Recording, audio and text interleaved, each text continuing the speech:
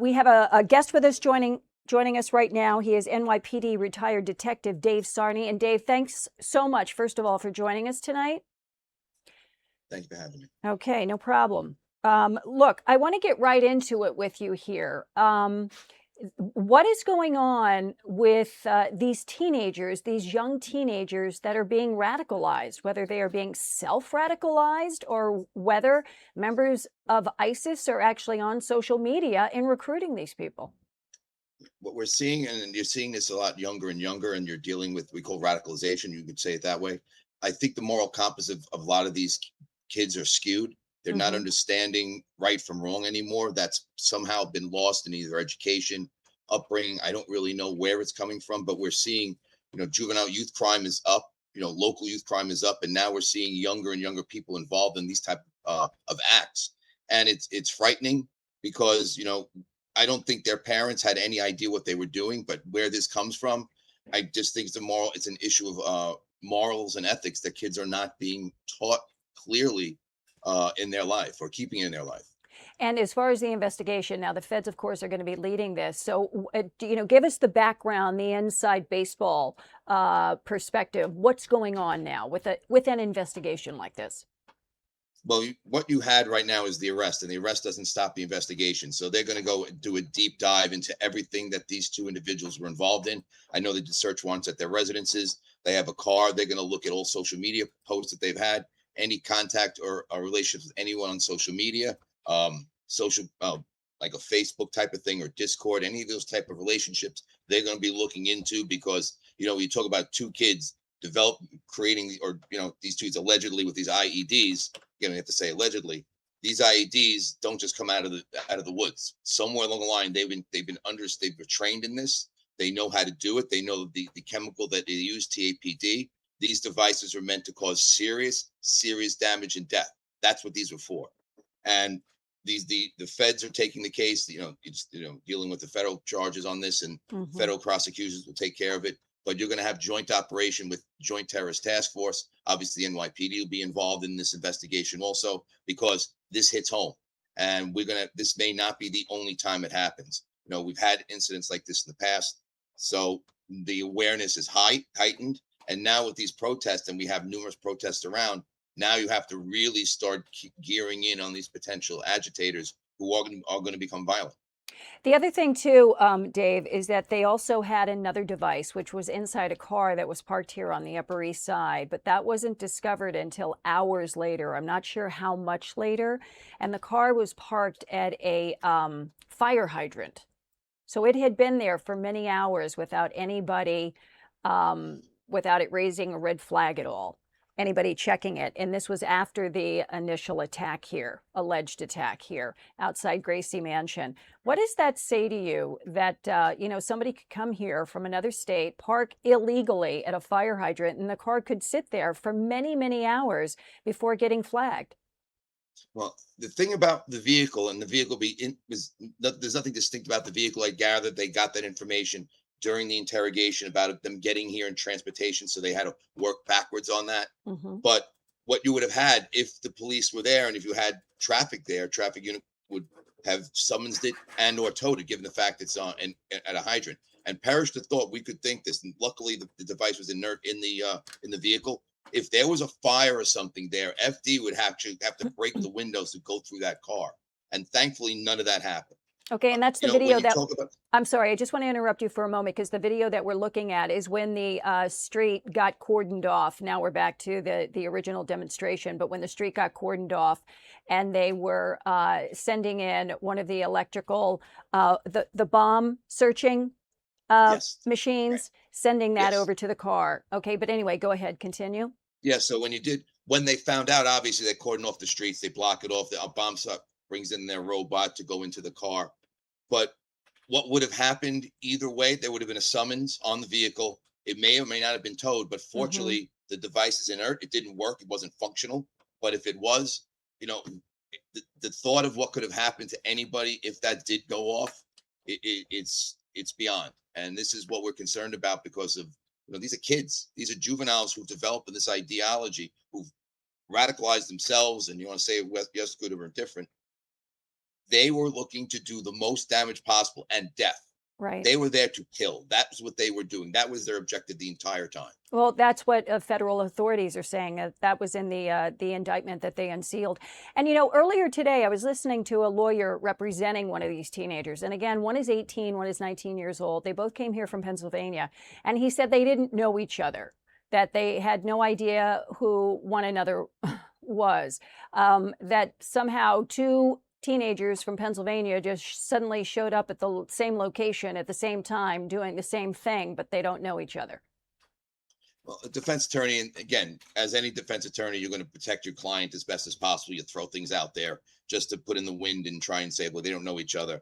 I guarantee you what the JTTF and the FBI are doing right now is they're doing the deep dive to see the relationship between the two. If there is one, there will be discovered very easily and rapidly, given the fact there's going to be some sort of communication. So you're going to say what you're going to say. I mean, the defense attorney is going to do that. And given the fact the indictment, the sealed charges are serious. These could be life in prison for these kids. And for the decision that they made, maybe that's the right thing to do, is incarcerate them, because this is what you're dealing with. Again, you're innocent to proven guilty in court of law. Defense attorneys will do what they're going to do, but these are serious charges. And if you're going to deflect it by saying, well, they don't know each other, it's not going to fly. And we'll find that out through the investigation that's continuing. Do you think that defense attorney is just trying to lay the groundwork there because he's intending to persuade his client to turn on the other guy, or maybe his client is already leaning toward that at this point? It's a possibility. These are ploys that defense attorneys do. We've seen this all the time. They don't know each other. He wasn't there. She wasn't there. They're going to do what they're going to do. And again, this is limited information that they have. They may not have all the information from discovery, which will eventually happen against his client. I mean, that's really what it comes down to. You're going to do, and as a defense attorney, I'd say the same. Whatever I could do to say my client didn't do it, or my client was not knowledgeable in any of this, you'll do. But this is why the investigation continues. There was enough probable cause to make the arrests. Now the process will continue to see if we can prosecute these individuals and get them convicted beyond a reasonable doubt. And that's why you're going to start looking at this case. And it continues. It doesn't over with the arrest. That's right. One thing everyone has to realize. And the PC, the police commissioner, also saying if one of those IEDs had gone off at that location, because the one suspect allegedly threw it directly at the police officers, if that had exploded, somebody could have been killed, or multiple people could have been killed. Absolutely. The way that device was set up, the device has the chemical TAPD, which is like a mother of Satan. This is one of the things that the Islamic State has used as bombings and IEDs before. And they were always not just the explosion itself, but what they'll do is they stuff that IED with metal, screws, nut nails, ball bearings. These are things that they've done.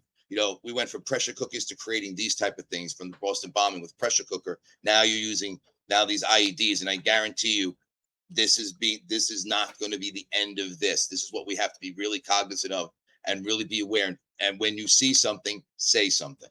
The other thing too, Dave, and I think, everybody has to be more aware, because the information with these type of protests, by the way, when they are being developed and organized by these groups, like there was a far-right activist who organized that anti-Muslim protest. Well, of course, they were talking about it on social media, so that's how they get the people to show up in New York City, on the Upper East Side, outside the mayor's official residence. And some of those people might not even be from around here. They could be from anywhere. So when you've got that organization going on social media, then people who are opposed and want to present the other side, that then draws them into the city as well, or to that location as well, to be the opposite voice. But in this case, you have two teenagers, who apparently, according to authorities, have been radicalized, and then they show up with these bombs.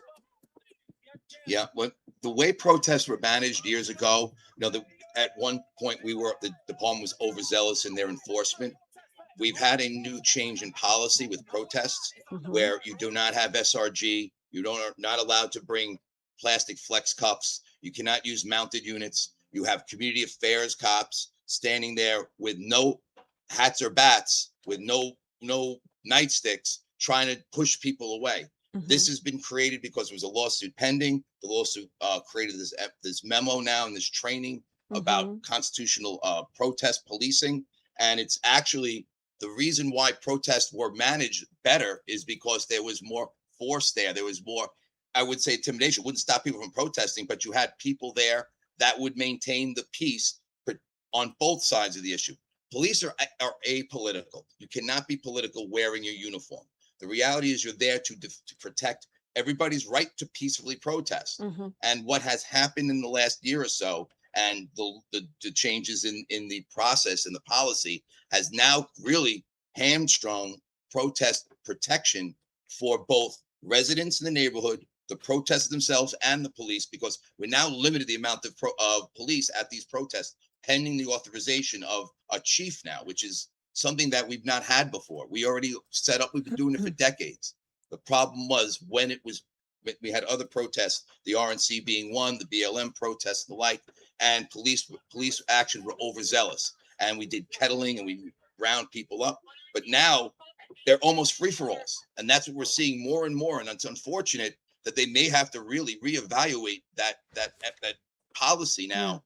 That protests have to have SRG there because you have more officers to protect the rights of everybody. It wasn't about politics. It was about protection of the rights of both protesters and counter protesters. And those that they got out of line saw that the police were there and wouldn't do so.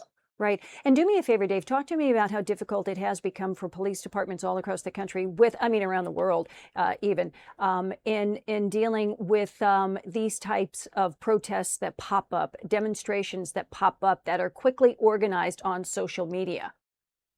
You have to have a real quick communication between the boots on the ground, the units available to get there on scene, and realize it. You know, we've talked about defunding the police. We've Hmm. depopulated the police. You're seeing agencies, less and less officers. You're seeing maybe a little bit of a rise in recruitment, but for the amount of cops you're losing, which you're losing experience, you're losing numbers. About 200 on average, almost 200 a month. We're leaving the NYPD. So how do you replace them? Now you also are not looking to hire any more officers. So how are you going to police the entire city of New York when you have pop-up protests? And this happens everywhere. Other agencies handle protests a particular way. They have units available. We have the Strategic Response Command. We had Okay. SRG, this Strategic Response Group. You had the Critical Response Command, CRC. They were utilized at these protests. They were past task forces. Now you're not allowed to bring them.